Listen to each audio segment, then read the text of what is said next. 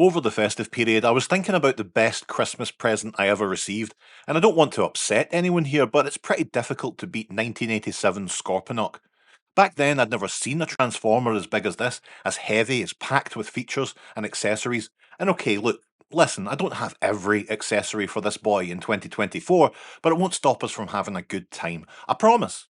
In fact, here's what I'm missing, okay? Two of the four dual cannons and these little arm pieces, nothing we'll truly miss out on. I also got these reproduced radar dishes from Matt at Sloth and Crocodile, link in the description. So yeah, even without any accessories, Scorponok is a peach of a thing. A big bad bastard at the head of the Decepticon headmaster table.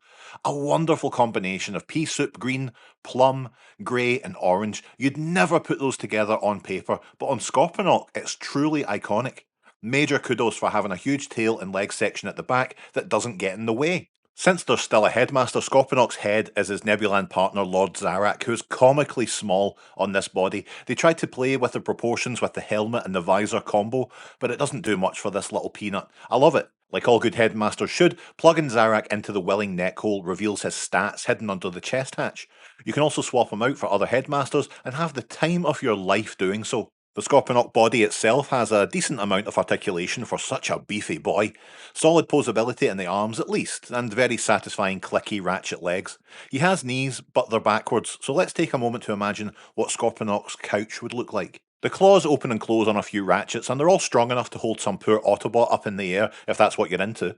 You can also unfold this Stinger laser and have it poke out over his head, but I like to keep that a secret so that no one knows what this guy called Scorponok could possibly turn into. We've got the standard Decepticon rub sign placed on his groin here, but rubbing that too vigorously would violate terms of service on YouTube, so use your imagination.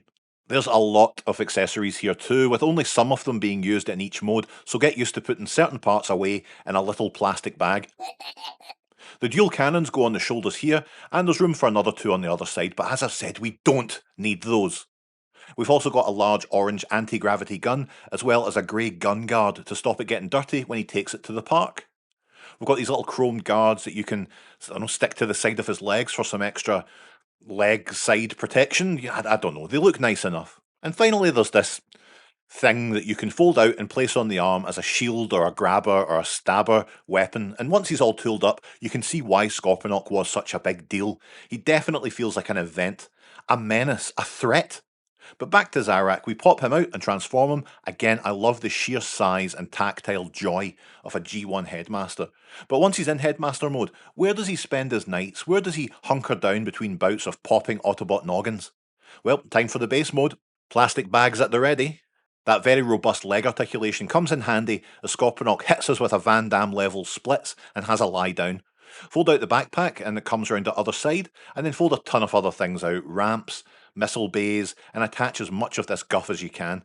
Look at this fun little radar dish, particularly this one. Hail Satan, everybody! The shield can cover this little cubby hole too, so Zarak can either play around in the base, or they can be safe within his city banks. Now, this doesn't look exactly like a bustling city, but with the gun and the guard mimicking a skyline, those claw towers raised to the sky, I adore it. So many ramps and little fun pieces to interact with. And that's where Fast Track comes in, Scorponok's other wee pal. Now, we are missing the two arm pieces for this boy. He'd normally look like this, but we have a solution that'll come out later. Now, in vehicle mode, there's plenty for Fast Track to do. Most obvious is that central ramp. Place him on the platform above, push this little lever, and send him scooting down the sucker. We also got the side ramps for the same purpose. And if he can't be bothered going back up the ramp, there's a little elevator for Fast Track too. Kinda. And once they've had a full day around the base, he can get a nice massage from these mechanical claws. Aww. Folding him out, we see the makings of a robot here, but without the arms, it's a little bit, I don't know. Oh, wait a second here. Get those mechanical arms on there. I love it. It's so much creepier this way. Plus, he can now help Zarak down if he's scared to get off the ramp. This is easily one of the best base modes we've ever had in Transformers. Something I always enjoy messing around with. But what is Superman without Lex Luthor? What is an Ock without a Scorpion? The Scorpion mode is fairly easy to get to, using those painful looking backwards knees to square everything off. Put Zarak in the driver's seat and we're laughing.